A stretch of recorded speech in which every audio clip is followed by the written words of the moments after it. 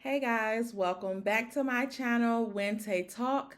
I am Tay, and I am here today with another review for Love and Marriage Huntsville. This is season 5, episode 10, Preaching to the Liars. And I think this episode was a good representation of that. Okay? So let's get off into the mess. First off, everything on the channel is alleged and in my opinion and for entertainment purposes only. Okay? Just having fun around here, okay? Also, like this video and subscribe to the channel. Maybe I should start saying subscribe first. Because y'all that's watching this video are not subscribing all the time. Okay? But the ones that do, I love you. Y'all see your heart on my shirt? I love you. I love the ones that don't subscribe because I know you're going to come back and subscribe. Okay? Quit playing me like a... I ain't going to say that. Just quit playing with your girl. And just go ahead and subscribe and join the Tater Tot family. Y'all know y'all want to be a Tater Tot. Quit playing. All right, let's get into this mess. We got the little stuff out the way. Let's go. All right, so first things first. So, Mel, the episode starts off where it ended last week with Mel telling Destiny her piece about what she said, what she heard or whatever, and what she meant or whatever the case may be. So she was telling Destiny that she did speak. So, she said what she said was, hello, Destiny, hello, Kimmy. And, then Destiny chased her out the store like she stole something out of that mofo when they ain't had nothing in there too still. But that's either here or there. We're not going to even gripe on that, okay? Anyway, so Mel says that, and Stormy asked Destiny, because Destiny insisted she didn't hear, and she might didn't hear. And I watched that clip again last night when Mel came in, and she did say it kind of low. She did say it kind of low, but the way that she came in, it looked like she was going to be like, hey, Destiny. But the way Destiny was like,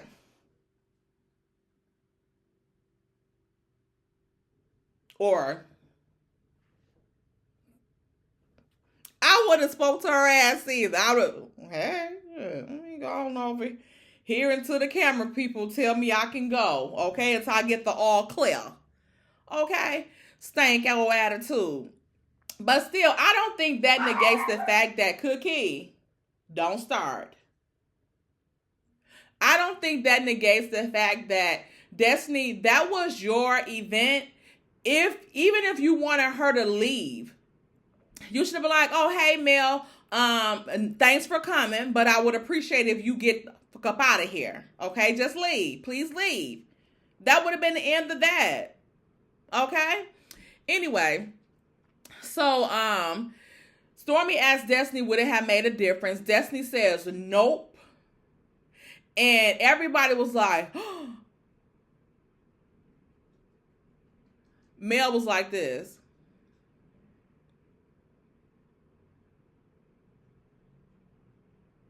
Don't give her no energy. None.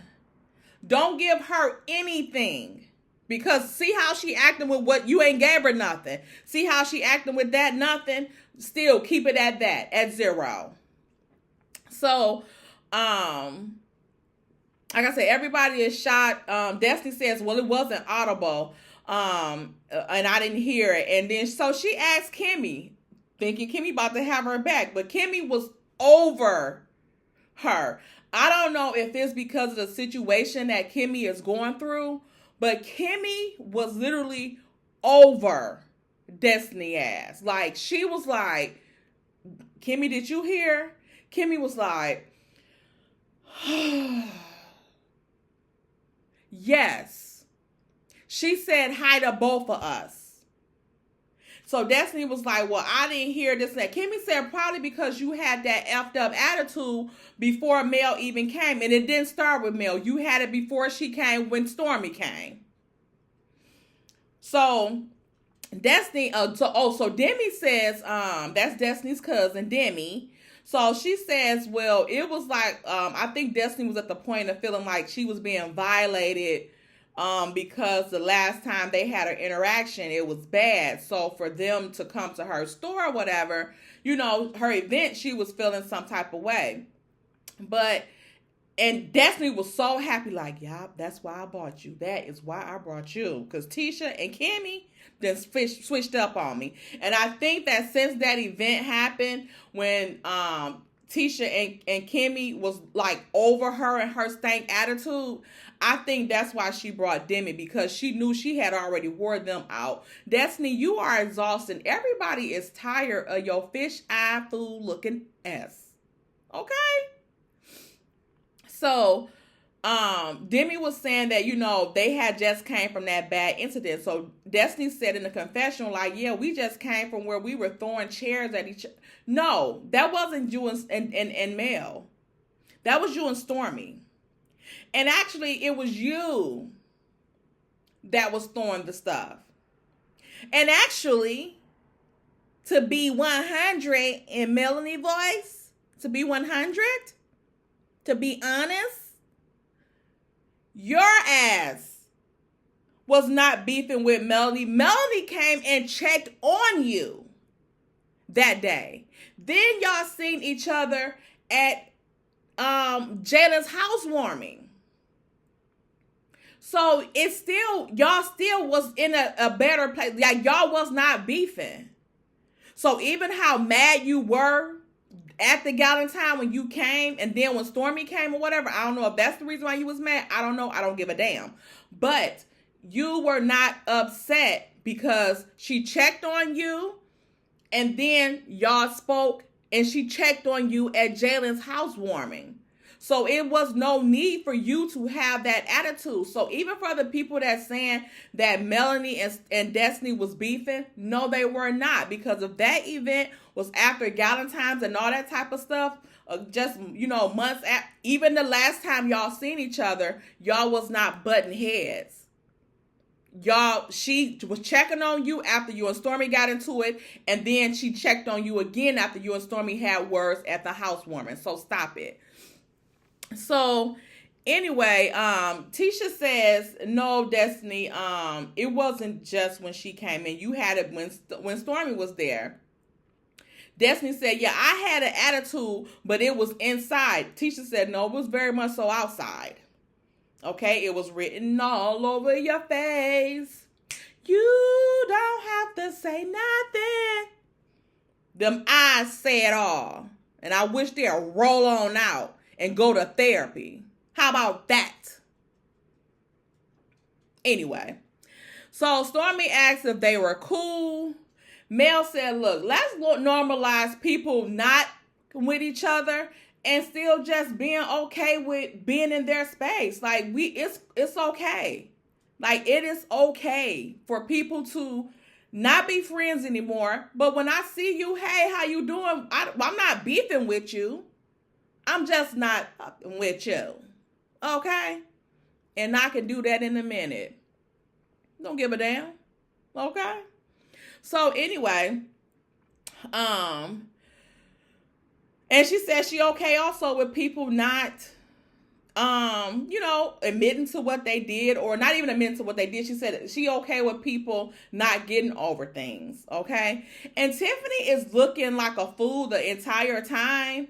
And it was kind of giving me like when Destiny told her that Mel didn't speak to her when she came in. Because when Mel said that, Tiffany was like, oh, she spoke? And you told me she didn't, and I done told Stormy she didn't speak.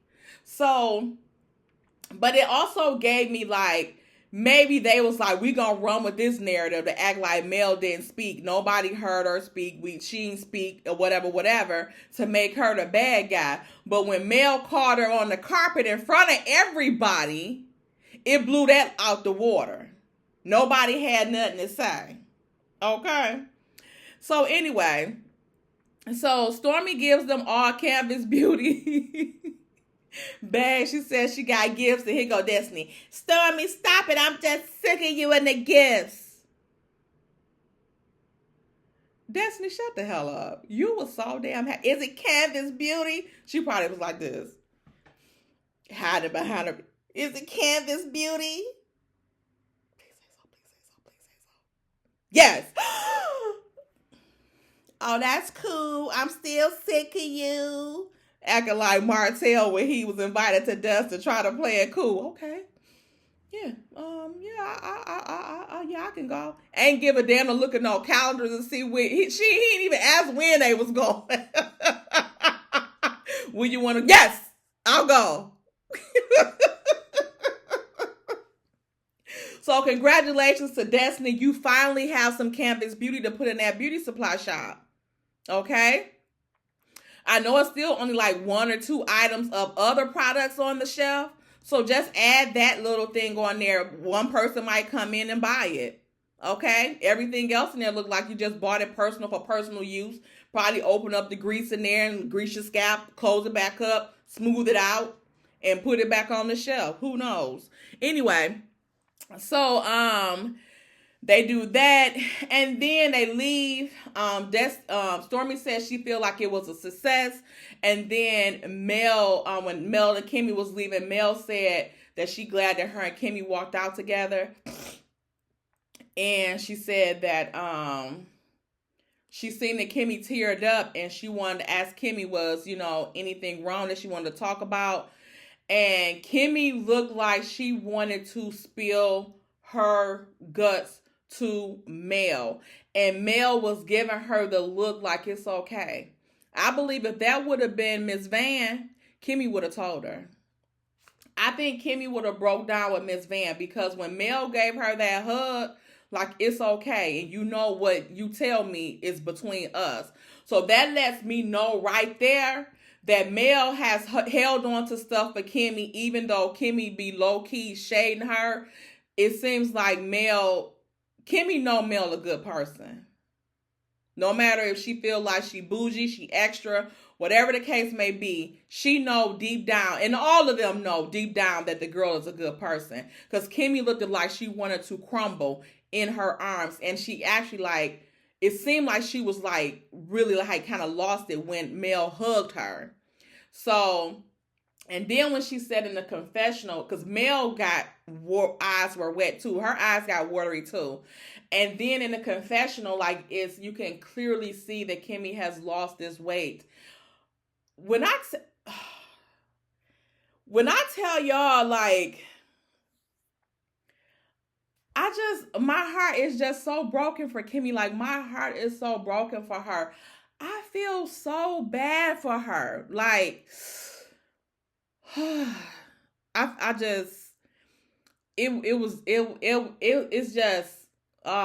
It's just touching. And Kimmy, you just a strong woman, and you got this, and we all praying for you. Whatever we talk crap or whatever, we are praying for you. Don't ever mistake that. People are praying for you, Kimmy. If this is gonna open, let me see here. And then next up, we have these fools, Marceau and Tisha. Put this over a little bit. So Marceau and Tisha had this fake pretend picnic in the living room. It looked like Tisha made this damn charcuterie board and all this stuff, and then ran her raggedy ass up them stairs to act like she didn't make that stuff, because we know good and damn well Marceau don't even know how to make a peanut butter and jelly sandwich. Shit. So anyway, so we know he didn't make none of that stuff. So Carlos, quit playing with us. We know Marceau ain't make that. Anyway, so he is putting his little stuff together. And then Tisha comes downstairs like she's surprised. Marcel says the kids are gone. He don't know where the hell they at. And that's Tisha's department to know and for him to find out. But he don't give a damn, so he ain't going to even bother trying to find out where they're at. All he knows is they out of his damn present. And his goal is to get some tonight. Okay. So, he said that he's romantic, contrary to popular belief. Yeah, you probably is romantic with your girlfriend, in my opinion. Okay. You romantic with somebody, or Martell. You probably... Y'all don't get me started. Y'all know don't get me started. So anyway, Tisha bring her raggedy tail downstairs and she is so happy and stuff like that, as if she didn't just make that stuff up.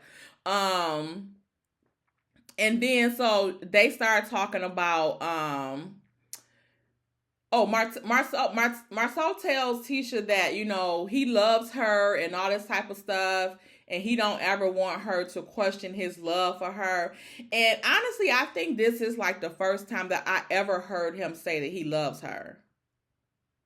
Like, ever. And it's like in her face, too.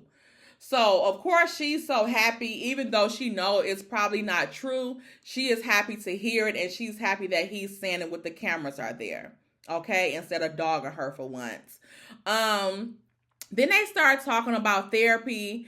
And he was saying again how much he loves her and that he wants to make sure that, Tisha was saying that he loves her. And then Tisha said she wanted to make sure that, he's listening to her and that their communication was getting better. She said that she loved the couples retreat and that she got a lot out of it. She think it was good because she got a lot of it out of it. But yet, instead of utilizing the resources you guys had at that couples retreat with Dr. Francis, a professional, you sit there and choose to lie to him about everything, but you choose to tell Maurice everything and try to get Maurice to counsel or provide some type of therapy or have some type of influence over Marcel, when Maurice already said that ain't happening. And I'm quite sure he's probably told you that before, or I'm quite sure since y'all been together for the 16 long years that you know that Marcel don't listen to no damn body. Okay? So, Marcel says that he don't like Dr. Francis. I wish Dr. Francis would have knocked on that door and beat his ass. Like, who you don't like, fool? Anyway, he said he don't like Dr. Francis because Dr. Francis is biased against men. And that he came at Tiffany and Louis too tough and he didn't agree with it. You just lucky he wasn't on your ass. He also says that he didn't like it. He said even though Tisha said he came at Tiffany and Lou. He said, well, even though he came at both of them, he gave it worse to Lou. That's because Lou was trying to uphold Tiffany and her BS, and Dr. Francis was calling him on the carpet about that part, about being an enabler. Like he should have called Tisha and Kimmy to the carpet about being enablers for you two knuckleheads. Okay? Mm-hmm. So, Marcel says he couldn't say anything right. That's normal. The only person that think the shit you say is right is you and Maurice now.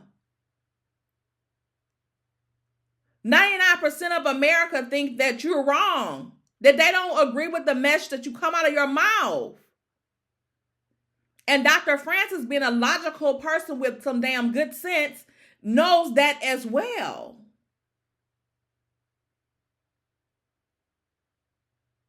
And that's not his job to make sure you feel like you're right. His job is to tell you what the hell is right.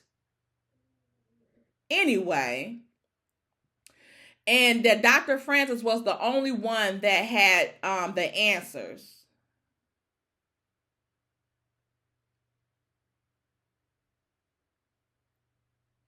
Was Dr. Francis there just to fucking play around with y'all or to be the fourth damn couple, or was he there as the damn therapist? Is he there as a professional? The hell?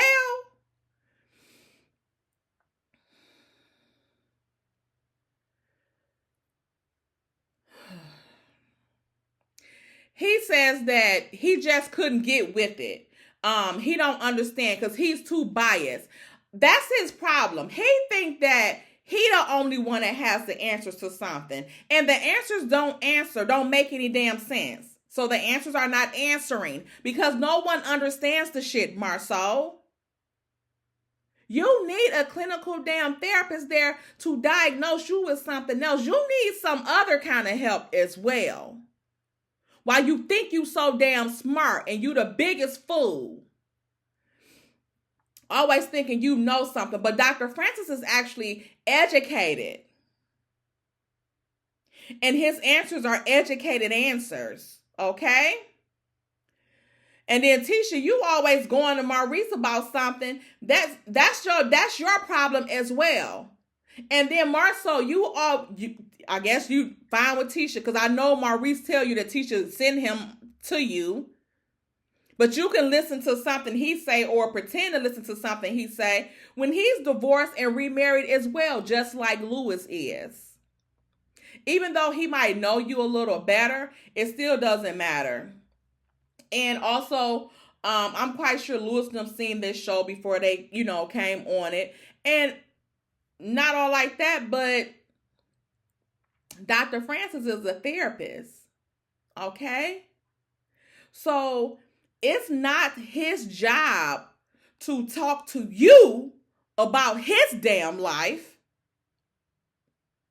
Okay? He's not paying you to come to you to talk his problems out. You coming to him for that. The hell you need to hear about his life and if he perfect and all this stuff. What the hell does that have to do with any damn thing? Who the hell do you know that's perfect? And he's not coming to you as if he's perfect. You're not going to find a therapist that's perfect. He's not biased against men. He's biased against that bullshit. That's what it is. And a lot of us are biased to it. Okay? And then he says, all male masculinity is not toxic. But you think that all of femininity is toxic. Okay, like you're allergic to that. Even though you act like a bitch most of the time. So you actually think that male masculinity is toxic. Because what you're trying to fake pretend and pull off as masculinity is giving much so femininity. Okay? Yeah. Let's move on. And he said what did he say?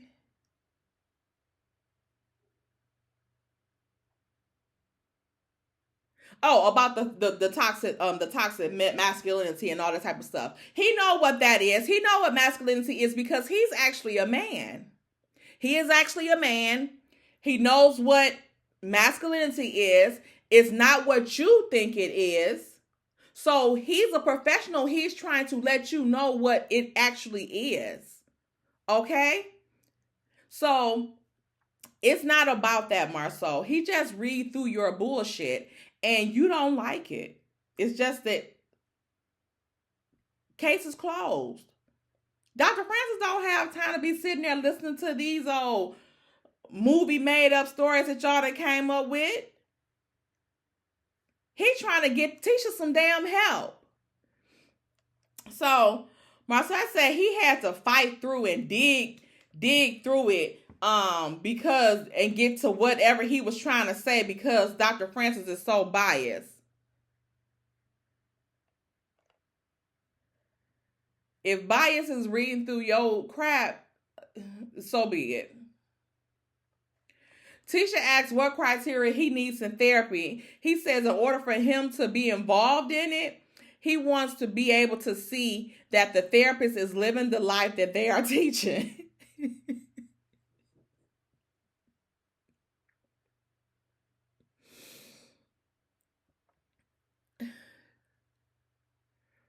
Marcel, how you gonna see that shit? You gonna go spend the night at their damn house? What is the need for you to know about the therapist's life? What is the need for you to know about the therapist's life? So you can gotta try to go tit for tat with him about something? You don't need, you so fucking nosy, you can't help yourself. Help your damn self. Let that therapist help you. You don't need to worry about his shit because whatever he got going on, he went to school so he can help the masses, people. Not display his stuff. Okay? And I'm quite sure he implements some of those things into his marriage and his life as well because him and his wife has been married for longer than you and Tisha. You know, actually somebody else that has been married for over 16 years now. Okay? So he don't have to lay out his stuff. That's not part of his credentials. His credentials is that he's been to school for this stuff.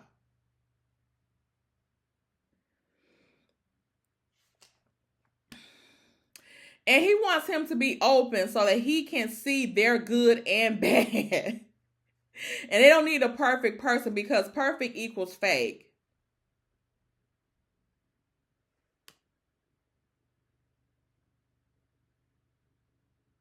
Marcel, just go to somebody and listen to what the hell they say and quit trying to find out information about them. Again, you don't have no education to even talk to some damn body, let alone try to call yourself counseling or being a therapist to somebody.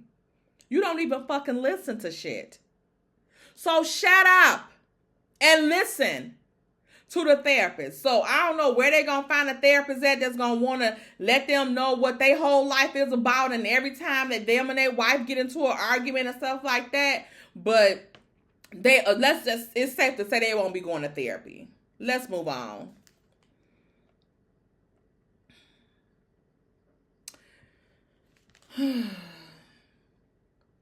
Tisha brings up a period party and how it's a good way to show girls how to handle their menstrual cycles and things like that. That's a good thing. Thank you, Tisha. Tisha says it teaches them how to use feminine products and stuff like that. And Tisha, can you teach them girls how a man's supposed to treat you? Why you worried about some damn periods? Anyway. So she says, they, having a party. So he like, oh no, not Macy, not Macy. So he's acts like he's kind of hurt that, little Macy is growing up. So Tisha like, well, shoot, you can come if you want to. He like, oh, no, because actually I have a wife and this and that. Not that you just even got a wife. I'm surprised that he is not teaching the class because as much of a bitch that he act, I'm surprised he hasn't started his cycle yet. Or has he? Tisha, let us know because he already wear the girdles. He already act bitch made. Let us know if he actually comes on. Why he talking about he had a vasectomy? It might have been a sex change. Ain't no telling, y'all. Let us know. Because where the hips come from. Anyway, when Tisha says, well, you have 2 daughters and like they don't have the daughters together. Tisha, shut up like you talking to a single father. Marcel says, God forbid something happened to her. He gonna remarry. He gonna be remarried within the next week. Tisha said, you want to wear this champagne, this chocolate champagne or no? So he says, he gonna be remarried in a week or so. And Marcel, we already know you got somebody waiting in line. Okay, so it ain't gonna take no searching, none of that. You already probably got the paperwork filled out, just waiting on teacher to expire, so you can turn it in. And then Tisha says, something like, oh, she ain't getting remarried after if he passed. She says she gonna be living her life, best life with that insurance money. So he gonna talk about some, oh, don't turn into no thought. Don't turn into no 40-year-old thought, or whatever, because I hunt the hell out of you. Marcel, your ass don't want to be around her right now. So are we to believe that when you pass on to glory or hell, that you going to be trying to even have a spirit come back to look after Tisha? Absolutely not. When you move on from here, from this earth, and God forbid, and if Tisha is still here, all your stuff going to be gone. Okay? You going to make sure of that. That's how much you can't stand to be around her. Shit, you probably go get the damn, erase your pictures off the frames in the house, all the pictures. Shit, your obituary.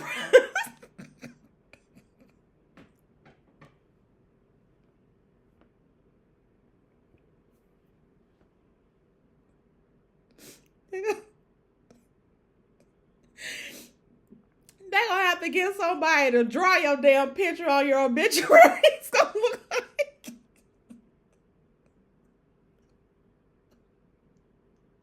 They're probably one of them damn sketch artists from the police. They gonna have to get one of them to draw the picture on the damn obituary, or one like the hangman, just a circle with a body, put him some hips on there, and that ass.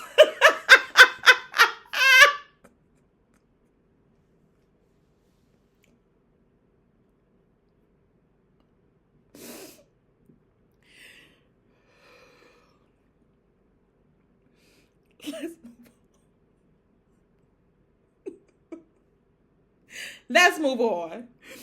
So anyway, Marcel, you ain't thinking about teaching in life or DOA, okay? So you won't be nowhere in sight should you leave here before her. Let's be clear. Okay, so next up we got Kimmie and Maurice is going to get her biopsy. Maurice, y'all on y'all way to the clinic. Why the hell are you asking her what time is the appointment? What time y'all leave? Shouldn't you have known that shit before you left out the house? And Kimmie said it's supposed to be at 9, so y'all must be late. Where was your antennas at while you got her late for her appointments? But it looked like the doctors and the nurses at the place where she used to work at, probably, they all are up on it and getting her right in. They pulling her in, giving her the VIP treatment. Thank you all for the support to Kimmie. He's asking Kimmie how she's doing. She's like, I'm okay, but she like, I'm not. Like, you can tell that Kimmie don't want to talk about this. And like I said, in her confessional, you can tell that she's lost weight. She still look good though. I just feel like so bad for her, because it's like the small talk that Maurice is saying is look like she just want to say, like, just stop, like, just shut up, like, don't say nothing else, like, she don't, and she's trying to entertain it, but she just want to sit in her thoughts, you know what I'm saying? And to me, it seemed like she knew, not like I know she knew already, it just seemed like she just felt it in herself, that she knew she had it. And I remember Color Me Pink when she was going through it too, and she was like, she just knew it. Like, she, before the test came back and everything, she said she knew it, and she knew what battle that she was going to have to gear up for. She said because before her test and stuff even came back, like, she knew it, she felt it. And I think that's what Kimmie feels. And I just can't imagine, like, having that feeling. I can't imagine that being on your head and stuff like that. So let's just pray for Kimmie. Let me move on before I get to crying over here. What else happened? That it was just that. And Maurice was just asking her little questions. he said something like, well, if everything turns out okay, then, you can cook tonight. Marie, shut the hell up. It's not funny. It's too early. This is, no. I know he probably meant well, but the shit not funny. So before they go in, she said, let's pray. And they prayed. Okay. Kimmy. I should have waited. I should have played that, just did that one all at the end so I can all know, because I'll be crying. So, yeah. Like, guys, like, I don't know if I told y'all this or not. Just a little side note. Like, I get so emotional about stuff, especially like this kind of stuff. But like in like if like it was to happening in front of me or something like that, like real life, like I probably would just be crying instead of like consoling the person. Like I'm very awkward in those type of situations, like very awkward. And like I cry about like stuff that I see like on TV and movies, like it's real life, even though I know this is a reality show and it is real life, but like even like on movies and stuff like that, like I cry like a newborn baby on stuff like that. And like I might not necessarily always cry like in real life, but especially like stuff I see on TV, like I'm a crybaby about that. Anyway, let's move on. So the next scene is Destiny and Mel. They meet up at Destiny's photo shoot. Destiny is having this photo shoot, and now I see why Anonymous kept calling her Big Bird last night. Oh, crap. Okay, I think it's right. So Destiny is having a photo shoot for On 10. Why? I don't know. Why? Just have a video because you don't need this old fake pretend ass photo shoot. Mel gets there and she asks if she says she's looking good. Destiny said, "Am I giving Big Bird?" Of course, yes, you are. And Snuffleupagus with them damn eyes. And then Mel says, "You look cute though. And I did yellow before and people was talking with feathers. So I don't think anybody was saying that you look like Big Bird, but who knows?" That thing was ill-fitted on Destiny. Destiny. Whatever. And then the photographer was talking about a sexy bird. Man, shut up. And then that looked like the same scene of a video or studio that Martell had his stuff in, because that tub was the same and he was in that tub and all that type of stuff with too. And if y'all notice that maybe that's the only studio in town, because when Destiny did, when Martell did his like Wakanda photo shoot with the kids after Mel did hers, I know on the pictures that he probably got up at his house, he probably got Mel picture pasted next to his to act like they still a family. Anyway, but his like the chair that he was sitting in and stuff like that, when Destiny did her photo shoot with her in law, they had that same chair and that same background. So I'm like, Destiny. So now she's in the same thing at the same studio with him after he did that calendar shoot. So neither one of them went anywhere. So it's the same photo place. So whatever. Maybe he volunteers. So Destiny and Mel sit down and start talking. So Destiny's asks how she feels. So the producers asked Destiny, like, how do you feel about Mel dropping in? So Destiny was like, I don't know how to answer that. Bitch, just answer it. Say you invited her. Anyway, so Mel says, Mel shows her how to pose. They do the poses first before they start talking. So Mel is showing her how to pose. Destiny said, just because your butt got bigger don't mean you do. And Mel was like, oh, it actually didn't get bigger as these pants. But Mel is looking like is looking like. Okay. And Mel says, Destiny, they start playing around with the little photo shoot, and Mel says that Destiny is bow-legged. So do something with her leg. So that's why she walks like that. It doesn't give bow leg to me, but maybe she is, because I always thought it was just like a street whore walk. So maybe she is bow-legged. I don't know. Destiny thanks Mel for stopping by, and she was just like, she basically said like Mel just pulled up. So Mel says, thank you for inviting me. Okay. So Destiny invited her, and then it seems like she wanted an excuse as to why she invited her. So she said something like, yeah, well, you was leaving Stormy house at night, and I just wanted, I know you can't drive at night. So what does that mean, Destiny? Did you call Mel that night and check on her? Because I'm quite sure you would have known by now that she was okay. So Destiny must have called her behind the scenes, and because I feel like she knew she was wrong about that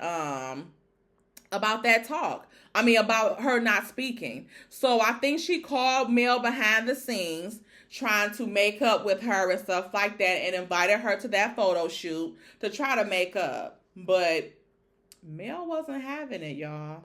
So let's see.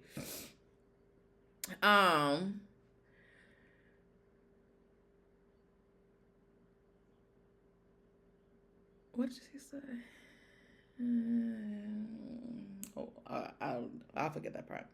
They talk about Mel recording a video for On 10, and they show Mel a little clip of the video with Mel dancing and stuff to On 10.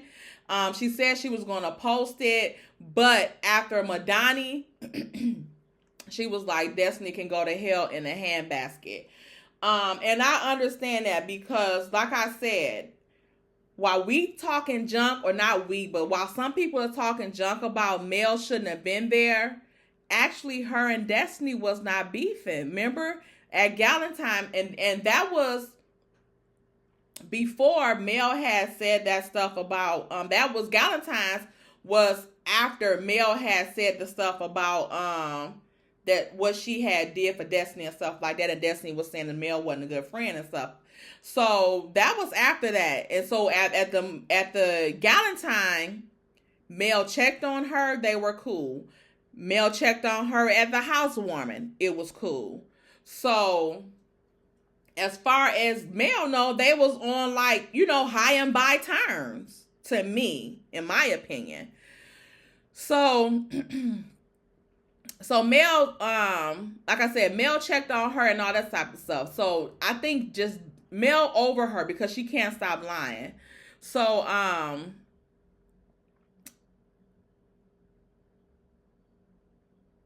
oh, that's when Destiny says about the confessional about them throwing the chairs, when, like I said, she was the one throwing the damn chair, and Mel checked on her there and at Jalen's housewarming.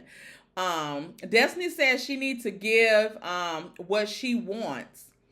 And just like she put Tisha out and she didn't want Tisha there, she shouldn't expect, that type of stuff while she came to her event like that. But again, y'all was not beefing or anything. And actually, when a couple people have brought it to my attention that when she had Tisha put out of that event, that was when Marceau had that PPO out on Martell. So, Tisha, why are you here? And they were actually beefing. And that was a private event, invite only. She didn't have one. And then she came there, and then she didn't congratulate Mel or nothing like that. She came in and instantly started networking. No, you're not about to bring your funky ass in here and try to call yourself networking with my motherfucking people, but you want to talk, but ain't even gonna speak to me, and you uninvited, and your husband has a PPO out on my husband, and you guys were trying to bring my mama into some mess. Get your ass up out of here. Anyway, Destiny, quit comparing the two. Because you ain't got enough to put nobody out. Okay.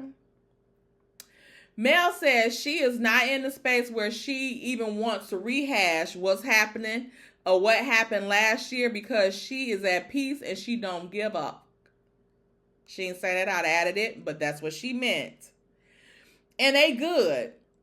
Destiny said, how can she be at peace with Mel trying to assassinate her character? Mel said, ain't that what you did to me? You said I was the master manipulator and a liar. Destiny said, you called me a liar. Mel said, well, at that table, you lied about something, so I did call you a liar. So, Destiny says, I didn't call you a master manipulator. They rolled the tape back. Mel said, yes, you did, this and that. Then Destiny proceeds to say why she said that after she just acted like she never said it.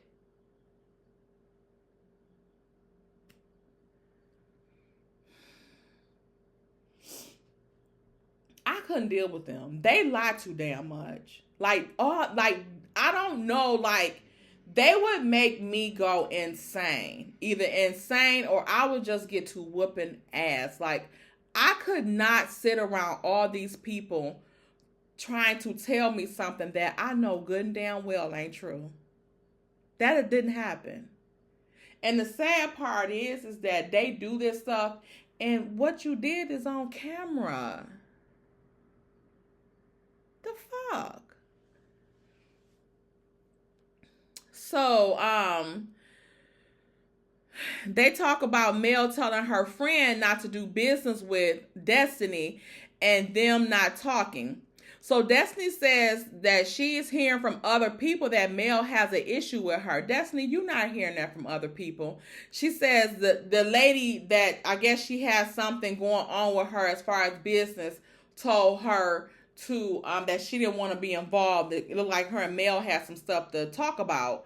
And she said, well, I talked to Mel and stuff like that. She's like, well, what y'all got going on social media is not looking like that. And that's the thing. The lady didn't say you and Mel got a problem. She was letting you know, something is going on with y'all too, because I see y'all on social media. I see this shit you doing on social media. So everything is not copacetic. Okay? That's like you trying to gaslight her and play in her damn face. She like, no, you telling me y'all good, but per this social media stuff, y'all not. That's not saying that she's telling people that she got an issue with you. That's the lady coming up to that conclusion. Because the way you act like you got an issue with her. I don't think she has an issue with any of y'all because I don't think she give a damn about none of y'all. Y'all have an issue with her. And I think y'all got an issue with her not giving a damn at this point. So, and then the lady came out and said, Melanie didn't tell me to stop doing business with her. I stopped doing business with her. I'm a millionaire. I ain't got time for this penny ante stuff to be going on. And then she doing this to somebody that she called her friend. Hell no. It's ethics that people look at too in business. And you have none. Mel said again, she don't give a damn. And she don't agree with Destiny's side of the story, but she gonna let that ride about what happened at the coffee shop. And cause she moved on and she good. She just want to be high and by with Destiny. And if they see each other in public, they can speak to each other.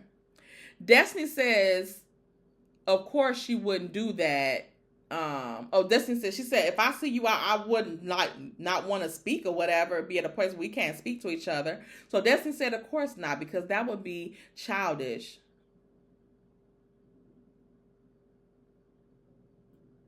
So now you got some damn sense and know what being childish looks like. Because you're right, that would be childish. Like the shit you doing is very much so childish. So Mel says it's cool and she in a good place where she at and they good on the friendship level. And Destiny says, in one last attempt, you love me, don't you? Mel said, yeah, but we're not in the space that we used to be anymore. Moving forward, this is what we're going to do. I'm good on the friendship part. And the way that she was looking at Melody, she missed her. She missed her. I think Mel missed what she thought they had. So they play like the little montage of, you know, the different moments they had on the show and stuff like that. And it, you know, it brings back memories. But at the end of the day, I feel like Destiny, you crossed her in a way that was not necessary, and for what? And now you done lost a person that had your back. Okay? So Destiny says in the confessional that she just feel like her and Mel could have been Thelma and Louise, as far as the loyalty and stuff like that.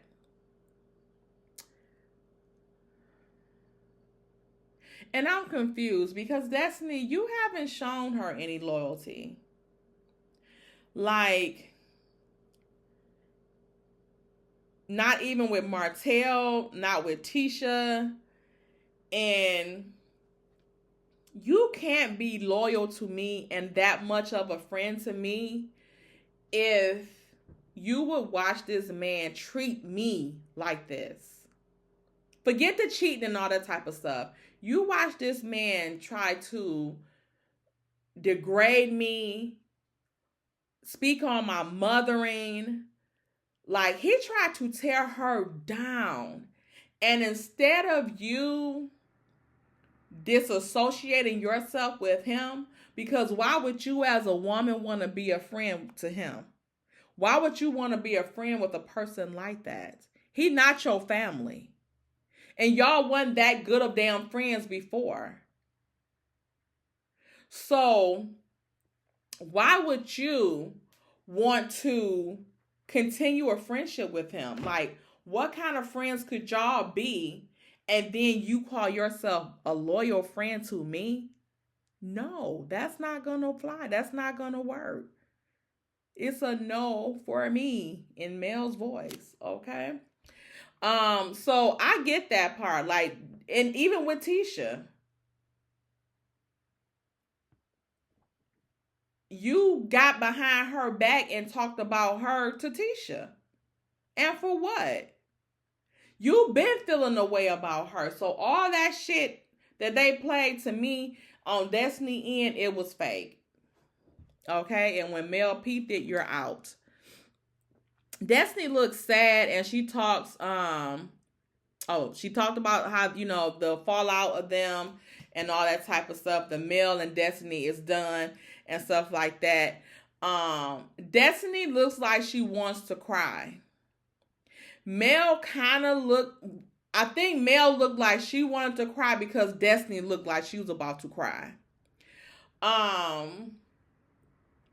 I think that Destiny wanted to cry, and I felt bad for her because friends like Mel don't come around often. They don't come around often. And I can imagine that she's not getting the same support and stuff like that from Martell and or Tisha like she thought she was about to get, or how she thought that by them clicking up against her, how they was going to do. But they only formed a friendship to tear Mel down. And that's not working. So what do y'all have in common now? Okay. But again, Destiny seems very much so sad about the ending of the friendship. Like, she looks sad, but it seemed like they ended in a good place, which is why I don't understand Destiny's venom toward her. Because even when they was at the peace party, like, the look that she was giving to Mel when she was talking, if looks could kill, Melody's funeral would have been the next week. Like, she was like shooting daggers at her. And to look at somebody like that, you hate them. And why? You hate that girl. But when you was in her face, it's crazy that it's like you had like hearts coming out. Like Martell. Like, I seriously think that Destiny might have been in love with Mel. Because she talked about, like, you know, we went through our divorces together. What you thought? You and Mel was going to get together after both of y'all divorced? And then she was like, and then the friendship was like another divorce. But you seem like you grieving this divorce over this friendship more than your actual divorce with your husband and your son's father. Weird, right? It's giving creepy. And like I said, Destiny, you was looking at Mel like Martell was looking at her when he brought them kids to that amphitheater. Like, he missed her so damn much. He just wanted to grab her and never let her go. And Destiny looked the same way. I wonder if Destiny was like, if she had fell in love with Mel. What y'all think? Put it in the comments if y'all think Destiny had like a unhealthy type of friendship or thoughts about Mel. What do y'all think? Let me know in the comments, okay? It's weird. Okay, so next one is Tisha and this period party. I'm not going to even go through all that because it was kind of boring. But Tisha has the period party. She says her and her friends never talked about stuff like that. Apparently, y'all never talked about what kind of men y'all would want in y'all life and how a good man is supposed to treat a woman either. So, and I don't know what friends, seeming the way that your mama act, I can't imagine no friends being around for too damn long. So y'all probably, by the time your period started, by the time it ended, the friendship was over. Okay? She has these twins at the event, and they started like this nonprofit to give away like free personal products, feminine personal products to women that can't afford them. Congratulations to those young ladies. What else? The girls, they talk about the cycles and stuff like that. The girls look uninterested and embarrassed. Then, oh God, here's this.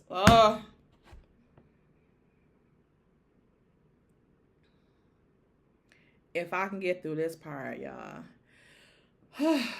So Maurice shows up to get, they're gonna let Tisha know or whatever. So Tisha, when Maurice comes in, she's like, what's going on? Because she was kind of scared because she thought it's something that happened with Marceau. And I don't understand why Maurice went his ass in that building, because those girls was in there in their pajamas. Anyway. But he tells Tisha to come outside to talk, and that Kimmy needed to talk to her. And when they get out there, Kimmie is out there, and Tisha is telling them how good they look. And Maurice is like, you going to Miami? And Kimmie looks good. Then she says, well, you look like you about to go out. And Kimmie looks like she's about to relax. And Tisha, I know y'all outside, but read the fucking room. Is this vibe that they're giving you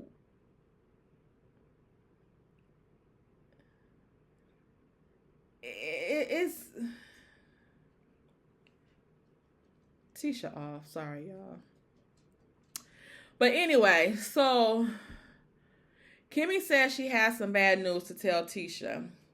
So she tells Tisha that a week ago that she, found the lumps in her breast and she got them tested and they came back cancerous. But when she even said that she had the lumps, and then I guess correlated with her saying that she had the bad news, I'm assuming Tisha picked up on that from there. And Tisha was like, no, no, and was hugging her and stuff like that. And Tisha hugs her, and Kimmie is crying. I don't know if Tisha was just like uncomfortable. And I know she said that her mom wasn't like emotional and stuff like that. But it was given like when they came to the couples retreat and faked like the friend had just passed away, how she was, it didn't seem genuine then, and this didn't seem genuine to me. It just didn't seem that way. Not saying that it wasn't, because I don't want to put that on her, because she could very well be like how I said. I kind of am like, it's awkward to me. Like, I don't like, even though like I talk so much with stuff like that, like I don't know what to say. Like I'm like, what do I say? Like, and I don't like saying like, how you doing? How the fuck you think they doing? Like, so I don't be wanting to say that. Like, I don't want to ask the person that type of stuff. Then everything is going to be okay. Like, all that stuff is just so cliche, and it's a lot. But, I don't know. So, Kimmie, like I said, Kimmie is visibly through. Like, she's out of it. And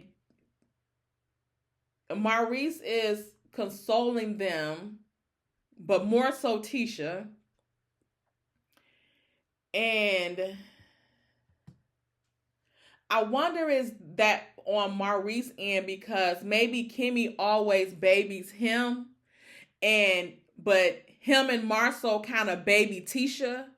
So maybe that's why he leaned more toward Tisha when he was trying to comfort them than Kimmie. And maybe that's just Maurice is not used to babying Kimmie like she does him. And it might be an awkward situation his side. And that could be the reason why it doesn't come off as genuine, when it's just kind of like awkward kind of for them. Like, they don't know. All I can say is that, again, my heart breaks for Kimmie. I want Kimmie to let her own family embrace her. I want her to focus more, and I want her family, not the Scotts. I want her family to give her the bulk of support and to, gather around her and things like that. Because I just don't see her getting it from the Scotts. And what it brings me to is, just a couple of months ago, when Marceau was on social media playing with God, remember he posted something like, God said go to LeBerick and Kimmie and Tisha and Maurice and all this, like, and y'all going through this stuff and you joke around like that. Like, they not for her. Kimmie, get with your own damn family. Get with your own family. Because this, I don't see her getting the support she needs from the skies. I'm hoping that I'm wrong. I'm praying that I'm wrong. But I don't see her getting the support from the skies. Like, I just don't. Like, and I want her to feel supported and feel supported. And I want her to feel like she can let them take care of her. And I don't think she feels comfortable and confident with that with Maurice. I just don't get that from them. Kimmie says that they said that the test came back that she had triple negative breast cancer, and it is the most aggressive type of breast cancer that it is. But she has a good prognosis because they found it early and it's only in stage 2. And I believe that's what stage that Color Me Pinks was in. And she is cancer free, thank God, right now. And hopefully Kimmie gets to that place too. Y'all, let's band together. We gotta pray for Kimmie. Like, we have to pray for Kimmie. Like, I don't want this for her at all. But God give his toughest battles to his strongest soldiers. Okay? So, Kimmie, you can do this. She gave Tisha the purse for little Macy, and she put the little pass in there, and she was just, oh my. It was a mess, y'all. It was oh my God, this is sad. Carlos, y'all, like, I know I said I wanted her to film this stuff, but Kimmie, if this is too much for you, do what's best for you. Do what's best for you, and don't let Carlos and them exploit you in your story to play on people's sympathy, because we gonna have your back and through this and stuff like that. Everybody is praying for you, Kimmie. Okay? So, let's just end that there. I know that part was heavy. Next week, Destiny tells Demi that her and Mel agrees to be amicable, and but she will not forget. Forget what, Destiny? The girl haven't done shit to you. What is that to forget? Just move on. Damn, why you got an attitude now? Y'all was just leaving amicably. Why do you have this attitude now? I'm sick of her ass. Going through this stuff with Kimmie and this shit with Destiny, they gonna have to take one or the fucking other. I don't want to hear this shit from Destiny. Okay? We got real life stuff that we listening to and trying to comfort somebody through. We don't need Destiny. Okay? That stuff is out of here. Seriously. Demi says she knows it's bothering her, and Destiny says it's not. Then why do you have this bad attitude about it? What?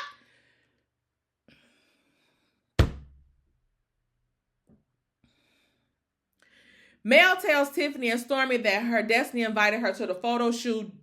Tiffany asks her, are they friends? Mel looked like she want to strangle the hell out of her.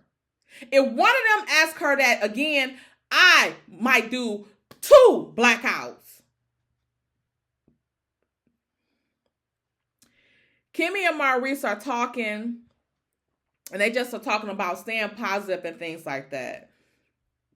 Mel and Miss Van is talking about Mel inviting Martell to come to this trip, and she said she talked to Miss Marlene, and she actually invited her too. And when I tell y'all, Miss Van was looking like, now, I done raised her too damn good. What the hell? What you mean? Both of them? She was already pissed about Martell. Oh, Miss Van was mad when Martell told her that. She crushed that little bottle, that little beverage she had. She was just like, what the? Both of them. Both of them, for real? I got you, Melanie. I got you. I don't even want to go now. But that's all I got, y'all. That's the end of the review. what do y'all think about this episode? The episode was, again, heavy. And it was nice to see Destiny and Mel having fun, even though it was short-lived, and it is what it is, but it was nice seeing them have fun together. Y'all, I can't do Destiny and Kimmie. Okay? Right now, Kimmie need us. We gotta dismiss Destiny. I don't, even if in the next episode, if she this mess, I might not even, depend on how heavy the part is with Kimmie them, I might not even do the Destiny part because she's not gonna do anything but piss me off. Okay, either that or I might have to do Kimmie part separately in another review because I can't entertain and then cry in the same damn review. Again, it cannot work. Okay, put in the comments what y'all think about the episode. Let me know what y'all think about Marcel and that damn sorry ass damn picnic he had in that house. And my cousin said they finally had somebody clean up their house. I wish they'd send them over there to Lou and Tiff to clean their house up. Shoot. Anyway, and also, make sure you guys pray for Kimmie. What do y'all think about Mel and Destiny after what I said about them actually not even being in that bad of a space when they, left Galentine and then the housewarming? So what do y'all think about that? And Destiny's attitude. And Tisha show flipped on her ass tonight too. Okay, that's like I said. That's why she brought that cousin, because she seen how they was at the rim party. They like, well, she like, I can't trust these two, because Kimmie was definitely giving it to her.